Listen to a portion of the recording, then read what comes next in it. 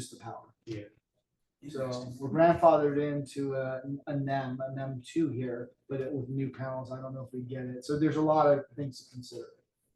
So, Thank you. Any questions, discussion before we go next? yeah, this was just information. Thank you. Prop 218. All right, I will not accidentally steal any thunder. I'm just gonna hand it over to the finance team here.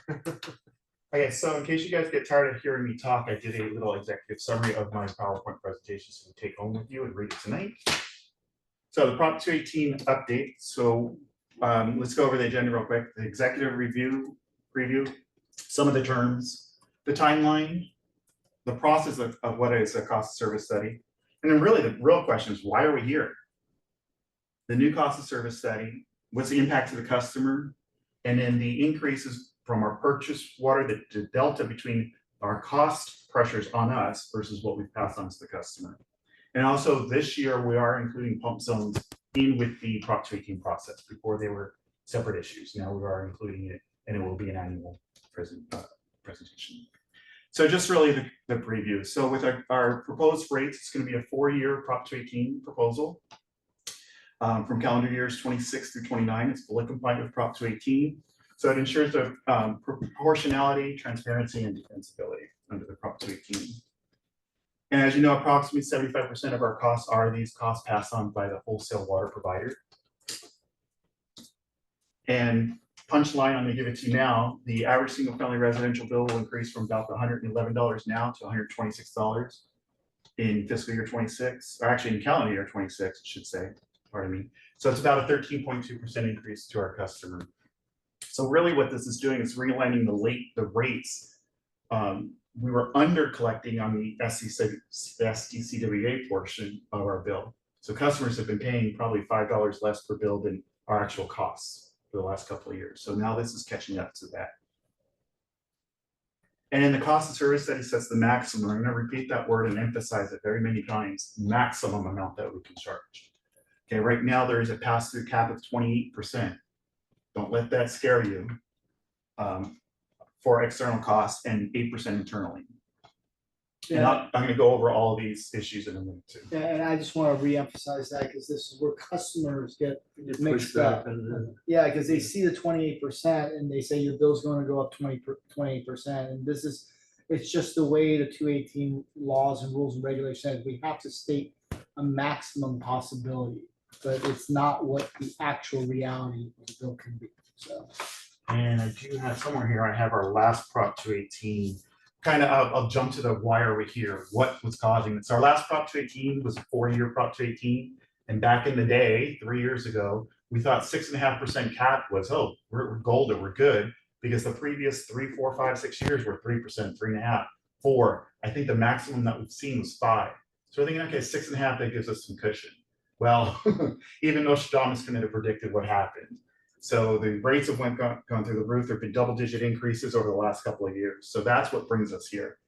And I'll probably round back to that in another slide.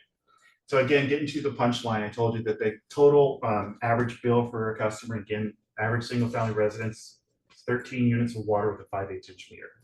So all my numbers are surrounded around that. So the current bill is about $111. Proposed to go up to $126. Almost a $15 increase, or at 13.2% that we just talked about. Does that exclude the sewer? That does exclude sewer. There is no sewer increase for this year currently on the table. So then the average excludes it. The average excludes that too. So if we were to add the $38-ish, $39 in the sewer, it'd probably be around 9%. I get that. But we want to be transparent. So it's a 13.2% increase on the water bill. People's total bills will go up about 10%. Yeah, that's for the customer. So in the next presentation, I will include, I'll do this separately and then I'll fold in the sewer to show the total net impact. That's one of the things we want from the committee, ideas of what to present at the board workshop. So this way we can better answer questions or anticipate possible questions within our presentation. Yeah, so just some of the legal terms and other definitions. So the Prop 218 is that California constitutional requirement that rates cannot exceed the proportional costs. And COSS is the cost of service study. So it's really digging into the weeds. I get 270,000 lines of individual data that I pull from every customer, project out by month what their demands will be for the following several years. It all gets fed into their rates, the rate study. So again, as I mentioned, the average single family residence, 5 each meter using 13 units of water. And in this time, I'm actually going to look at the Prop 218 because I tend to get terminology mixed up and use them interchangeably. So I don't want to do that this time. So there is something new this time around of written protests versus legal objections. Yeah, and this is per the new Assembly Bill and Senate Bill laws. So this is the first time we're doing this because these are new laws that have been put in place since our last Prop 218. So the written protest is just someone writing and saying, I object to your rate increase. There's no real reason, there's no legal challenge at all. They're just saying, I object, we're paying too much. And as of today, and correct me if I'm wrong, Kristen, we've gotten 3 notices of written protests. I want to use the right terminology, a written protest. And this Prop 218 has been out for about 3 weeks, I believe. I go down to customer service every day and they say they've heard nothing really. So when's the? We'll get to that in a second.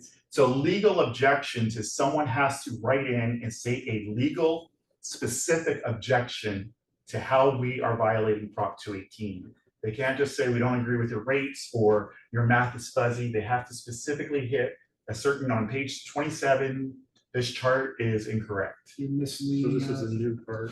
Yeah, it's a new part and this allows them to kind of put a foothold on how they want to challenge, but only they could challenge on their legal objection. And you still have to have a simple majority to object. Yeah, for the Right, protest. For the protest. So the protest is 50% plus 1, so 11-ish thousand. So we're at the, And we're at 3, so we've got 10,097 to go. We're getting there. Yeah, slowly. This is just the definition of Prop 218. I always put it in here just because it's kind of legally required, just so I tell you that, you know, regulation, local government taxation and assessment applies to, gives the voter, or in this case, the property owner, ability to protest. The fees have to be based on the proportionate share of the costs. We have to give at least a 45-day notice. For us, we gave actually a 54-day notice, and I gave us a little buffer, and we'll see that in the calendar in a second.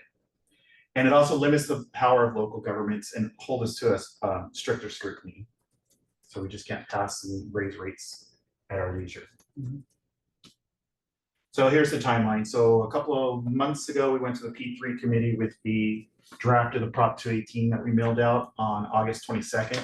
Mailed about 22,000 copies. And as I mentioned, we gave a 54-day notice instead of 45. Today is the 16th of September. We're here just for the update with the Finance Committee.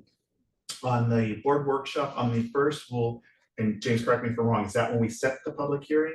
Do we need to actually do that? no, I think the public hearing's already been It's set. already set? Yeah. Okay. that's for Like, I didn't know if we needed to do that in a board workshop. This is just the workshop. Or workshop, okay. The legal objection deadline, the reason why we did the 54 days was that we have to have a deadline for the legal objections, and it can't be anything less than 45 days. So what we wanted to do is give us a 1-week buffer from the 8th to the 15th to respond to any of the legal objections. So we can do research and things like that. So that way we're not coming to the board on the 15th and only had 1 day to prepare. So how about the, The protest they have Protest. until the 5, until you close the public Until you hearing. I close the believe, public hearing. on the Yeah. 15th. okay.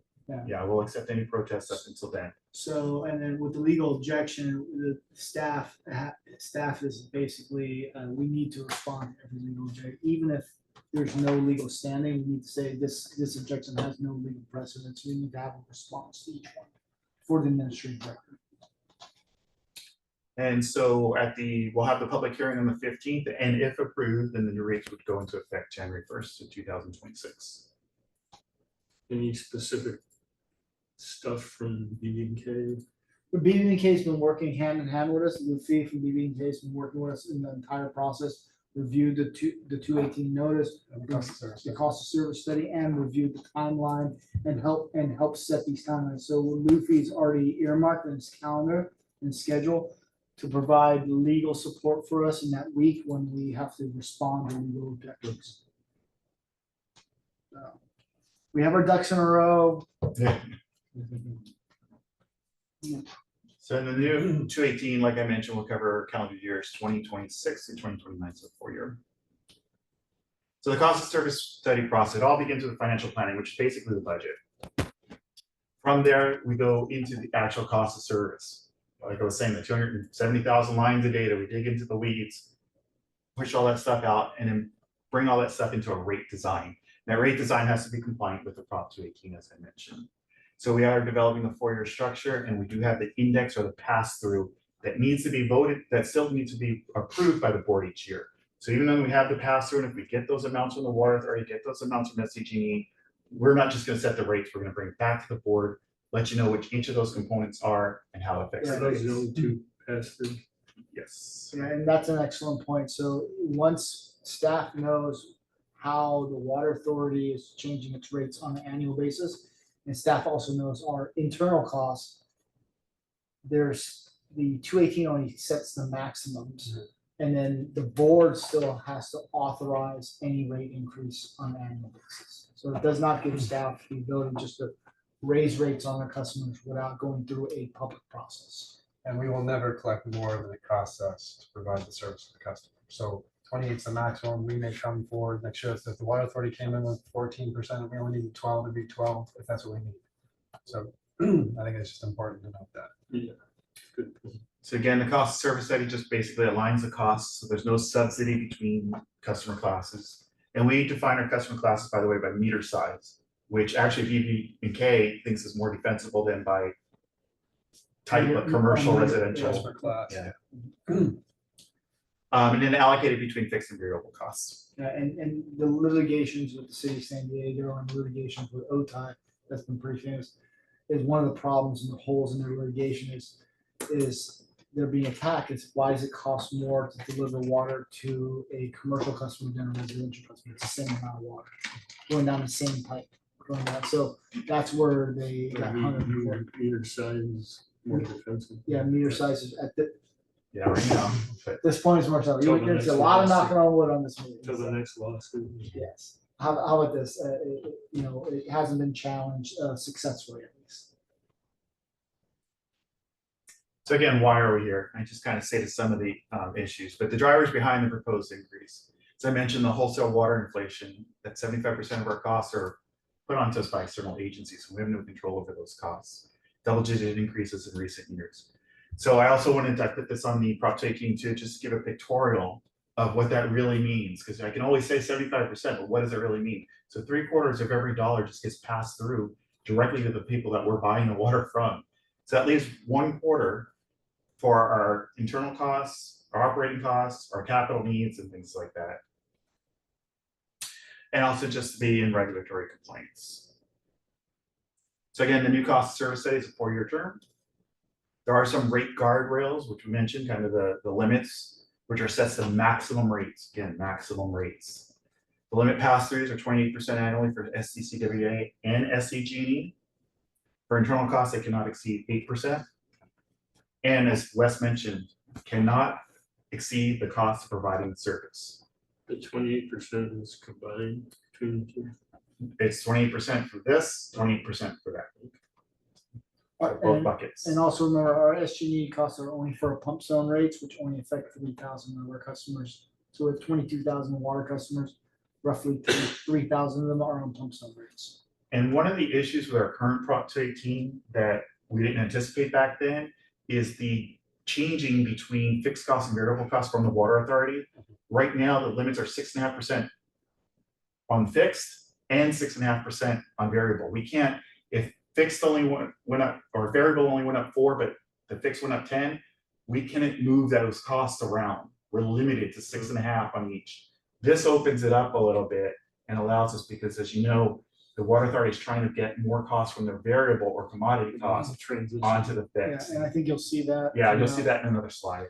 So that was a necessary improvement we made to this Prop 218 was to say the combined rate increase will be 28% maximum instead of doing the two separate. Because that actually hurt us in the last 2 years where the water authority had 25-30% increases on commodity and smaller increases on fixed, so we weren't even able to collect their full increase on sorry, The other way around. other way around, fixed. So we weren't even able to collect the full increase on the commodity because the fix went up so high, and so we had to undercut You said the SDG is just the pump zone? just pump zones. The pass-through is only for the, basically for the pump zones. So when we set the pump zone rates, which I'll show in a second, we can only increase it up to 28% a year. What about the rest of it? Well, we don't pass through those costs That's a- other than normal, through the normal, That's part of processor. our, It's been around like 4 or 5%. no, no, Used to. 12 to 18%. But that would be a portion of our internal costs. Yeah, that would be a- Be combined with the total, so that'd be limited to the 8%. But I think the majority of our SDG bills are really, a lot of them are those pump zones. But that one's gonna be pretty simple, because if SDG raise the rates 15%, then we're gonna send the pump zones should go up 50%, so it should be a pretty one-to-one simple thing. I say This that gives you latitude and some flexibility by doing it this way. And this is what we're doing annually now. We should have been doing it annually before, and the board just took action on it about a year ago to catch up. So we're finally caught up with SDG rates.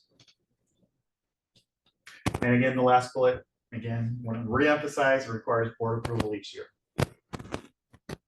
So this is that example that I brought in, but it has a little bit more detail on it. $111 to the 126, about a $15 increase or 13.2. So this breaks it down between water and ready to serve. So I thought, well, what's a better way to show this? So the next slide should shock you. I hope it does, and it's rated MA Uh-oh. for Mike Arthur. Uh-oh. So what I want to do is it brings out these same amounts, but it breaks it down between DWD portion and the water authority portion. And when I did It this, shocked me. How's that? it did, it shocked me too, and I'm a numbers guy. I think I know the answer. So our current rates at $111, how is it divvied up? Well, right now, about $25 of it is DWD's internal costs and all of our maintenance operations, our capital costs. The water authority portion is about $86. That makes up that 111. You ready? So for 2026, the BWD portion is actually going down by $2, and I'll actually bring in the next line. The water authority portion is going up almost $17. So you ask yourself the question, why? It doesn't make sense. How is this happening? Well, a couple of reasons. We have discretionary revenue, right? Some of that discretionary revenue, because we weren't able to capture all this water authority increases for the last couple of years, some of that discretionary revenue, as it's grown over the couple of years, has been used to backfill what we've been missing from the water authority. We've been subsidizing the water authority rate with our discretionary revenue to keep rates low. Artificially, now that we have full pass through, we can utilize it. We're supposed to be utilized, which is for our rates, our internal costs. So we have discretion over that, and that's how we keep rate affordability for those people that use, an average amount. It's reflected in the reserve So it's, levels dropping. yeah, that's That too. it's our property taxes and our RD revenue. So that's really the only two sources. It's about $2 million or something like that. I think it's, So it's not a really large dollar amount. That's what's defined as discretionary revenue that we have. But you can see the relative water authority rate for us is 19.5, 19.6%. And Mike's later slides will show you why. Because we've had several years of not being able to pass through, and it's been shown. and this also, the next slide, I think will bring in why we're going up to 28 also. So again, slicing and dicing, what are the components of that? So what's driving this increase? What's the cost attribution breakdown of this? So the first section is San Diego County Water Authority components for 25 and 26. And the top line is the commodity portion per unit of water. So currently we're charging the customer $5.36 of their bill today is for water authority. That's under collecting, by the way, because as I told you, we've had those 6.5% limits the last couple of years. So the proposal is to go up to $6.29, almost $1 difference of 17.4%. Again, as I mentioned, they're pushing more of their commodity costs onto the ready to serve, I believe, in the transportation line right now. So the water authority is ready to serve, their fixed portion is increasing from 1631 to 2104, 29%. If we were still under our current Prop 218, we could only do 6.5%. For each of them. So again, as we mentioned too, the tier one offset, so we have that discretionary revenue. Currently, we're allocating 76 cents credit for tier one users. The proposal then, because now we have that full amount that we can allocate, is to push that up to $1.08. So we'll offset the customer's tier one rates by $1.08. So that's a 32% decrease in their tier one water rates for our portion of it. And then for the fixed charges, it's proposed to go up about 60 cents or about 2.4% for our internal. Mike, just quickly. So he said if we were still under our current Prop 18, we are still under our current Prop 18 right now. So if we stay there, it doesn't look good. So this is necessary and why we're doing this right now. The water authority is basically the huge reduction in sales. That's the problem. It's a huge reduction in sales and prepping for the city of San Diego to roll off 50% of the usage and leave all the rest of the agencies with the bill. So, yeah, it's a big bill. So if they move more onto fixed, then even if the city of San Diego rolls off the commodity uses, they'll still pay their fair share of the total expenses.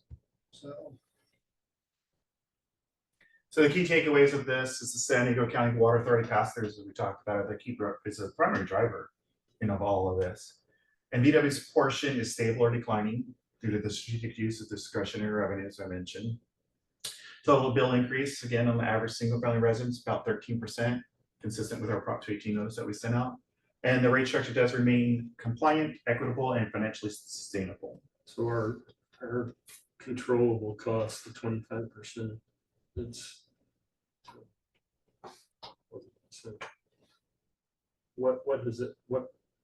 how much is that portion? Is that like 4 or 5%? 4 to 5%, and yeah. Okay. I think it was around 6% this year, but our 10-year average, I think, is below 5%. Okay. And then what are discretionary revenue, we're able to offset that to actually show a savings to our customer now. So our customers, from a Vallecito standpoint, we'll be charging them less and they'll be seeing savings. So we've actually shortened that 25% relative to what our customers are paying. And really to tie in this whole day, the 31,000, I believe that Art's saving us, the 491,000 that the solar is saving us, that's all in that 25%. So that's another reason why we're able to offset and mitigate some of the increases to the customer. The committee members may remember my August update, I went through all these different savings that equated up to $800,000, 1.5 million here, 2.5 million there. Some of them are just one-time savings, some of them are luck, and some of them are continued savings. But that $800,000, that 31,000, the solar, all those things added up to those. The solar, that was annual, so that there was 170,000 for solar. So. Right. Does our investment income go towards this as well? No, it stays in reserves, right? It's in reserves. It's part of the rate study though, so it's considered in looking at that because it's part of a 5-year financial plan. So it will in effect smooth the rates. That's true. In other words, Indirectly. we don't have to deplete the reserves if we're earning more interest. We keep money in reserves. There's a certain amount of money we need in reserves to meet our floor and ceiling requirements. So it'll reduce the capital recovery portion of the revenue requirement and the cost of service study. Understood. So I just wanted to kind of give the purchases, our water purchases, how much have they grown over the last couple of years versus how much have we passed on to the customer. So for the last couple of fiscal years, and again, when you see numbers between the water authority and what I present, remember A, their calendar year, minor fiscal year, B, their average of the 22 agencies, as Glenn used to say, your mileage may vary. Ours are within 1 to 2% of what theirs are. So you're not gonna be able to tie and hang your hat on one number from what they say to what we show here. But over the last couple of years, there've been 7.1, the 12.3, the 11.8 cumulative. It's been an average of 7.7% compounded annually over those last 3 years. That's 30%. Yeah, it'll show on the next. That includes desal? That includes desal. And actually, desal has been our friend. Well, for 1 year, desal was our friend Last year, because it actually increased less then the. Because it was shut off. Yeah. No, partly no, because it of was that, but last year, also- not this- it was the year before. It was shut off for most of the year. Yeah, we saved some on there, but I Yeah, think the rate, the rate increase was less on decel than it was on the water authority. the water authority went up 12 point something %, but desal went up 9%. So, So in the same time period, our customer bill, the last 2 years should look familiar. It's the 111 and 126, but it started at 98, went up 6.1% in fiscal year 24. We did the 6.5% last year, or actually this year, I should say, January 1st, 2025. And then with the proposal, if approved by the board on September 15th, be 13.2%. Compounded annually, that's 6.3%. And then I just have a chart that kind of shows, and James was kind of mentioning that. Over the last 3 years, the blue line is the water purchases. So they've gone up a cumulative of 34% over the last 3 years. And then our costs onto the customer would be a little bit under the 28%. and you can see if we didn't have those caps, we could have matched the 7.1, we could have matched the 12.3, and we probably could have matched the 11%. You know, so we're, even though we're catching up from the 2 previous years where we're under collecting, we're still undercutting what the water authority is charging by efficiencies, by offsetting through our revenues, and for our customers. So we're constantly finding ways to save something for our customers, even though we only control 25% of the pie.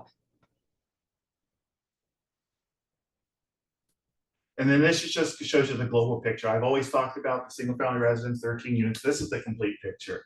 This, the top section, is our commodity rates. So tier 1, tier 2, tier 3. The right is the increase. So almost all of our increases are 11 to 13%. That's where we get to that 13.2 for the average single family residence. The bottom portion is our fixed charges that we're passing on to the customer. Again, they're within the 11 to 13% as well. So almost all of our rates, whether they be commodity or they're ready to serve, are in the ballpark at 12, 13%. So what it's saying really is almost all of our customers are going to see about a 13% increase. Normally, that's not the case. Normally, your average single family resident will see 13, and your agriculture customer with a 3-inch meter or 2-inch meter is going to see a 26%, right? Because they're getting the tier 3. But this kind of levels it out a little bit. Nice. Oh, we did talk about pump zones. So pump zones are going to be included in this time. So when you approve, hopefully when you approve, on the 15th, you'll also be approving the pump zones. For your So- consideration. So, and again, I put on the bottom, the pump zones not to exceed the 28% annually. I believe these are about 12% increases across the board. So SCG does 2 increases a year sometimes. Yeah. They've done 3 in 1 year, but they do about 2 increases a year. Each increase ranges from 4% to 8%, but they do 2 a year. So Director Alfred, you're right, they're 4, 5, 6%, but they're Twice. twice. So I was laughing when you said Well, 4 to it 5%. used to Like, be yeah, the case. Yeah, but they're doing 2 a year I now. think like the very long term average is about 5%. I think it is, but it's, if you look at the last 8 to 10 years, it's Yeah, much higher. Much higher. So what ends up happening, no matter what we do, since we only do this annually, is we'll capture whatever rate increase that we know, but then when they do a mid-year rate increase, we're gonna under collect. So we're always going to under collect for months out of the year, but it's something that at this point, unless we come back to the board every 6 months, it's just not worth it to do, because hopefully it's not significant. And then we'll have to catch up. So every year, if SDG continues this trend, every year you're looking at a 8, 9, 10% increase in pump zone rates. But that's, but again, that affects roughly 3,000 of our customers. Or we're thinking we'll just call them and protest the bill and then they'll cancel it and reissue something. That's one way. Yeah. Okay. so again, just, I was gonna say, I've been told by SCG representatives that it's going to level out. I asked them when, and they said it's going to level out. That's, and did not give time. that's in that 20 years when our solar is done.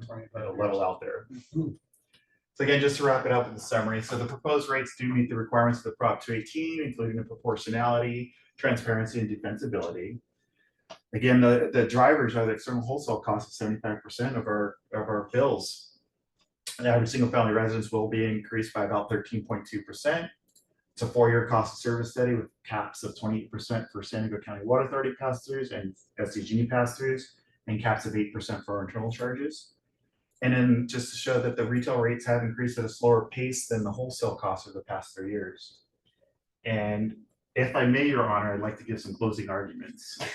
So I had to write this down because I'm not going to remember it. And I normally do not read off the slide, but I am going to read it if you don't mind.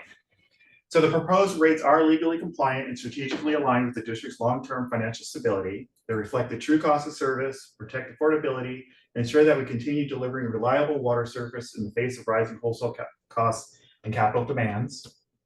And we've taken a measured approach, absorbing external pressures where possible, capping pass-throughs, and maintaining transparency throughout.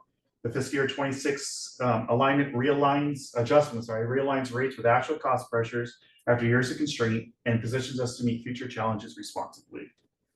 And with that, we're at questions, discussions. I do have some topics. I like feedback and expectations. I think James kind of mentioned that. What would you like to see for the board workshop and for the public hearing? So I'm hoping Yeah, that the committee's thoughts, it'd be nice to get a little bit more explanation in this. I like this, and we can expand on that. Any thoughts that you have that would add to the workshop? It's a board workshop, but since there was no interest in the public workshop, we've invited through social media the public to attend the board workshop. We want to be as transparent as possible. I don't know if anybody will show. I can't control that, but I'm hoping, because I think we have a compelling story and we want to be as transparent as possible with our customer base. And I'm very proud of the work that staff's done and the district's done and the board's done to help protect their customers, even with these large wholesale increases. So, Thank you. I like the MA rating. That's pretty good. Is this the presentation like that you would set up for the same? I mean, is this in your mind that you're going to present on 10-1? again, what James said, I'd like your feedback. Yeah. So on 10-1, I might give a little bit more information. I'll check with James and Wes and see what they want to do. And I have a kind of a value of water presentation in front of this that we still have to integrate in. That's more informative. I was hoping to give it during the public workshop to kind of, get people's perspectives on how much water costs relative to what the product and value they get. So I'm planning on doing that at the board workshop, but not at the 218 hearing, because the 218 hearing is more formal. The 10-15. Yeah. How about you? 10-15 one, same? So the 10-15 one, I think is going to be a little bit more formal. I might not give my MA joke. But I'd also, Lighten it up. It's all right. I want to cater that as we get in more protests and challenges. I don't know. if I can use the right terminology. Objections. Protests and objections. I will cater slides specifically to those. What I'd like to do is address those up front. I'd also like to know if you guys liked me giving you the aha moment up front and giving you the punchline up front about what the rates are. I think it worked out better because then you're not wondering what's this all leading to and Yeah. anticipating. Do you want some suspense? Yeah. Not that much. I actually prefer it. So Yeah. So what I would do is up front also, any of the protest challenges, whatever objections that we get, I probably do a slide on each one to kind of address them up front rather than waiting to the end. So that way people aren't saying, oh, he hasn't got to that yet. So that's kind of my thing for the 15th. And also on the 15th, because it is a public hearing, we have to call out, address any protests, or sorry, objections, our answers to those objections. So there's a formality for the administrative record that has to be followed. And there'll be probably, Luffy will be in attendance, and we'll also probably be having a speaking part and provide some guidance. So, Any thoughts, even from Candace or anybody on changes or suggestions? For I think I mentioned earlier the with and without the sewer. Yeah, I got that. I think overall, in general, just emphasizing that the impact of our water wholesale, what that means for the total bill. I think that's important to keep emphasizing that. And the caps, I like the emphasizing the cap is just a cap. So we asked, do we have to have a cap in the property? can we just pass through the costs? And you legally have to set some cap. So we just set it at a rate that we didn't think, we're hoping it won't go above in the next 4 years, because that would, but we will never collect more than our cost. So. No, I liked it as well. I did like the, the aha moment in the beginning. That was fine. And I don't know, I like myself how you talk, I mean, I would emphasize the catching up. Unfortunately, rates have been pretty mellow. I mean, I'm in the insurance business, and that's why the insurance industry is a mess in California, because insurance rates have been so mellow, and now there's a spike. And it's like, hey, we got to catch up now, because if we don't catch up, I mean, it's gonna be You're never gonna get. so it's better to have these smaller increases gradually, or eventually it's gonna be a huge mess, like the insurance industry currently, where things are doubling. You know what, 13% is a lot better than 100%. And if we just don't catch up, I mean, the longer we go without doing something like this and catching up, because and I like how you like the latitude and the flexibility with the caps, where you can, you have some flexibility in there. You can look at the internal costs, and most of it, like you said, is external costs. Yeah. Where, And at some point, if we don't catch up, the fiduciary responsibility of the board is gonna Yeah. force the board's hand to do a massive increase. So that's what I like that emphasis. And then again, it's just personally, as I like, this is a spike, it's always a spike, but the longer we go, it's gonna be a bigger spike. So we The other don't thing catch up to now. emphasize is the impact our reserve levels over the last few years and show how we absorb some under collection. Yeah, we've been trying to. We got a lot of criticism for having high reserve levels, and we brought that down to basically the floor. Yeah, but we've done that. It was planned, and we've done that, and we did it mainly through capital outlay. A lot of our reserves and replacement funds, but yes, but we also didn't put money into reserves over the last several years because we weren't collecting enough. Well, yeah, you're right, though. We have drawn down reserves as a result of not being able to set a rates where they need to be. So, yeah. So I think that's important. So the one thing that I didn't mention in this presentation was how Water Authority originally came in at 19%, then 14%, and then 9%. So do you think that would be helpful, or? No, I think it'll add to, I mean, this Okay. is personal, I think it adds too much noise, because Okay. there's too many different percentages. At the end of the day, the water authority percentage is based on the calendar year, it's not us. If there's a question on why is 8 and why is 13, we have 2 years of pass-through catch-up, it's a calendar year versus fiscal year. We have desal, there's a lot of answers. Yeah, to show that the individual agency's impact is different, because it's the water authority affects each one differently based on the mix of resources. Yep. And always simpler is better to me too, because general public, this is for the general public, I mean, the board is going to be here, and I'm talking mainly the 10-15. Just simple, keep it simple. 'Cause, yeah, we're all thinking water, we live water. But did you like the Rates shock, and- the MA moment? The MA moment I thought was outstanding. That was pretty good. It was more R than MA, but yeah, it was all right. No, it was good. I thought that one up over my cheeseburger. Oh, that's right. Keep thinking. I Who like uses that that in and out? Somebody uses that in and out. You talked about, you brought that in as far as the cost of. Oh, Encina uses the Oh, double chart, the cost of double doubles, have they gone up? Yeah. Their cost, the double cost has God, gone that up. was insane. That was Aaron. Okay. Yeah, inflation wise, inflationary increase in the cost of a double has gone up significantly more than the cost of water. Yeah.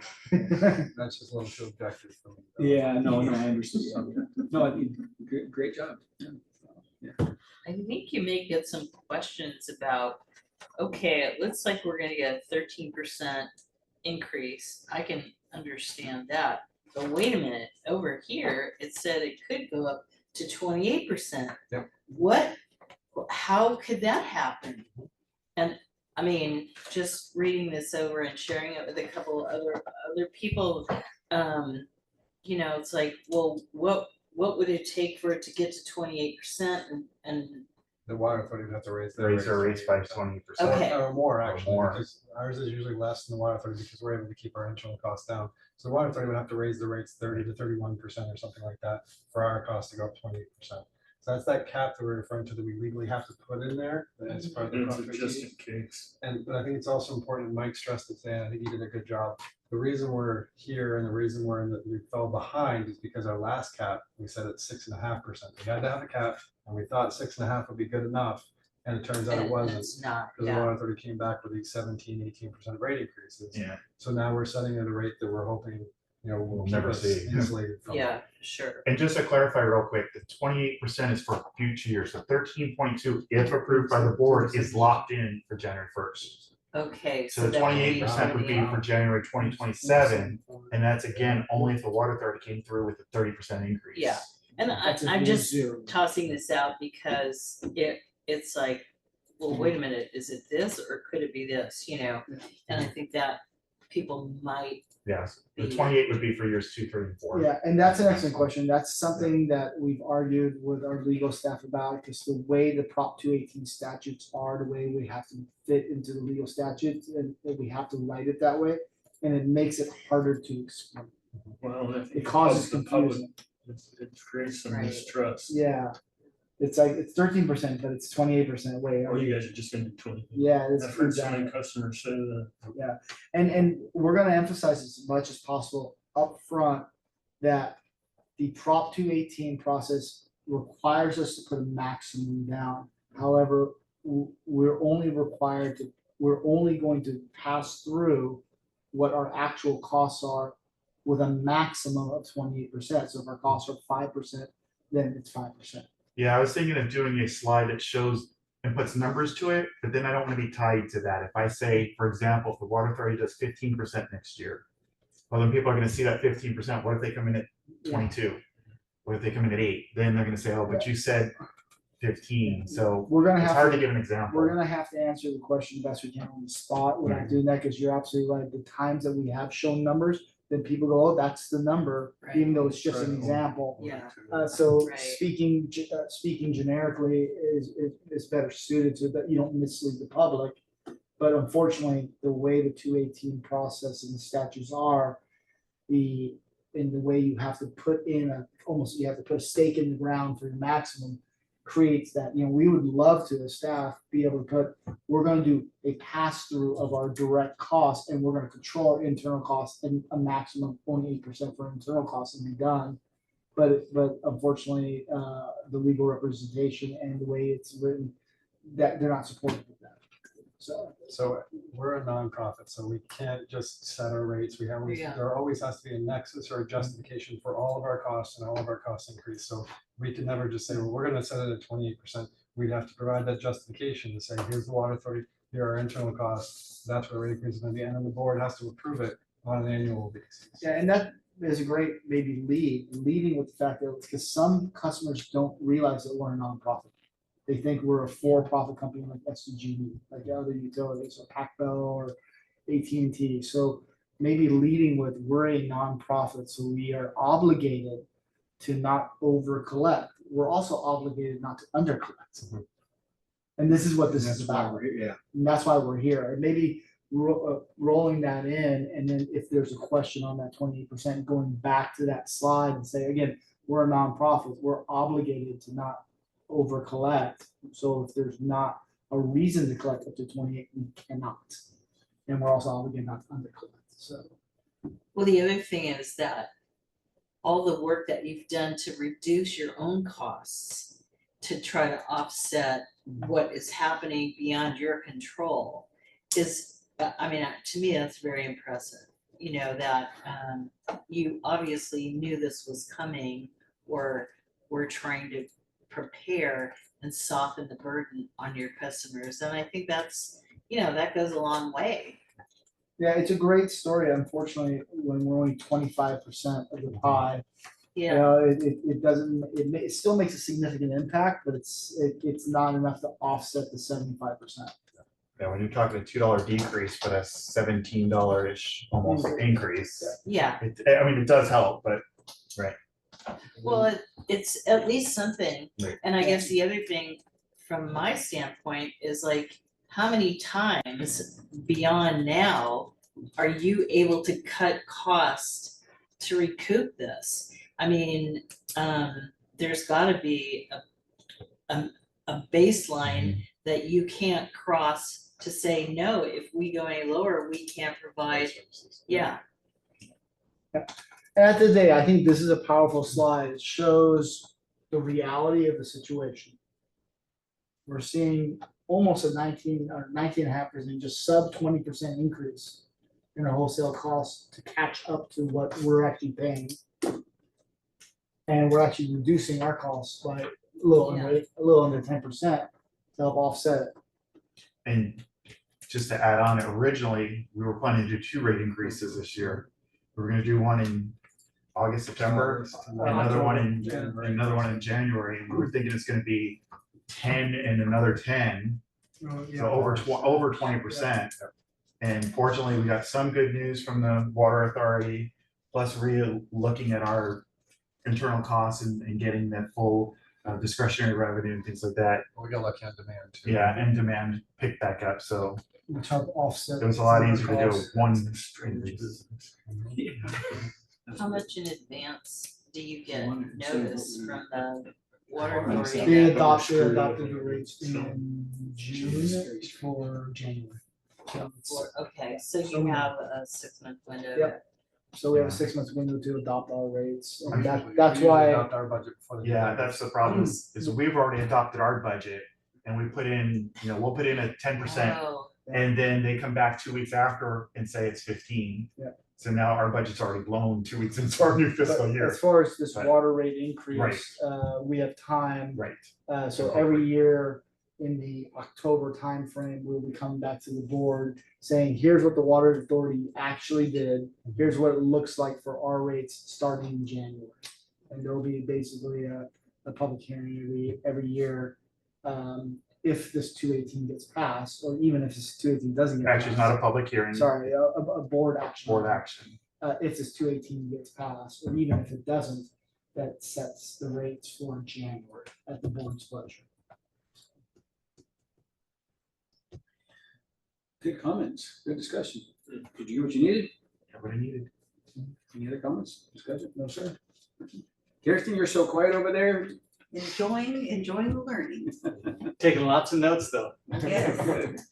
A lot of just the different processes from previous experience to now and how things have Nice. changed and what's different and fixed. Thank you for all you do, appreciate it. And if there's nothing else, we'll adjourn. Yeah, thank you. Thank you. Thank you all. Thanks, everyone. Thank you. Great job, Mike. I like the MA. I